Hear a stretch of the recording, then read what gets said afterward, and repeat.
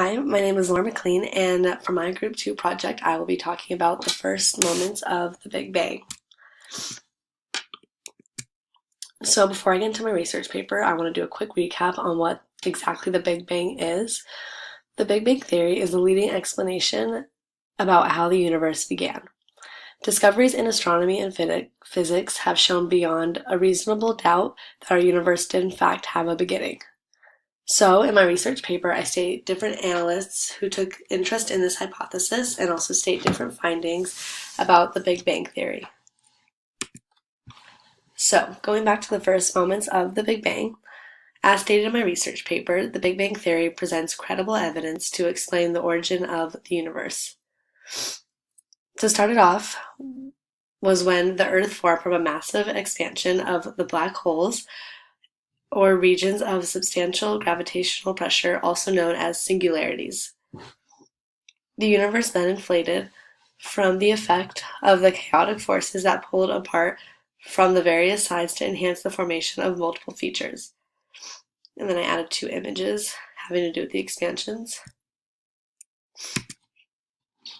So going on to the Big Bang Theory as the theory of a stationary universe, which would be the next paragraph in my research paper.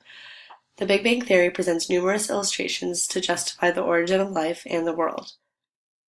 First, there was chaotic inflation in the stationary universe. Secondly, the self-produced forces played a role in shaping the universe, crucial to the increase of the universe.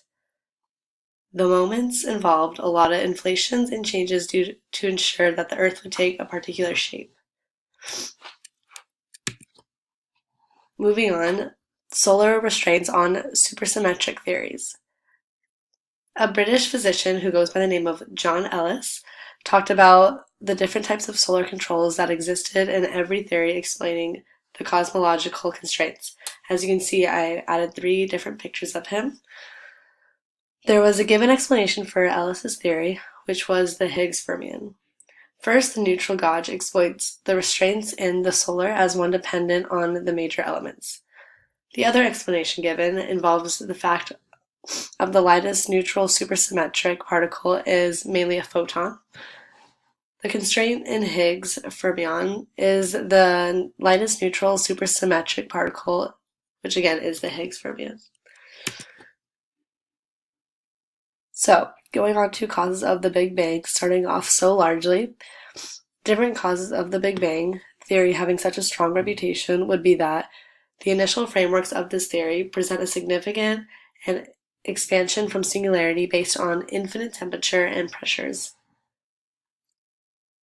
Einstein and Alexander distinctively explain their first findings to help us understand what happened during the initial periods of the Big Bang. Both of them had an agreement on the positions that explore the boundaries of a natural phenomenon and interactions in the universe to create the current states of events in the world. Some more theories about the Big Bang would be that the evolution of the Big Bang from an initial state. This theory has a few different explanations. One can learn that the universe was flat and formless with a very high temperature and density in the pre-Bang era. The era also marks some significant readjustment periods of the world history that allowed the various particles to re-energize into new features, prompting the emergence of matter in the cosmos. And I added some pictures of cosmos, and then in the middle, some Big Bang theory explanations, as explained above. In conclusion, the rest of my research topic is the fact that the universe occupies a large space may be evidence that this theory traces the beginning of the life in the world. The Big Bang also occurred in phases that depended on the progression of differential pressure limits and the natural influence of the conventional forces such as gravity. Thank you for taking the time to listen to my presentation, and hopefully you enjoyed it on the Big Bang Theory.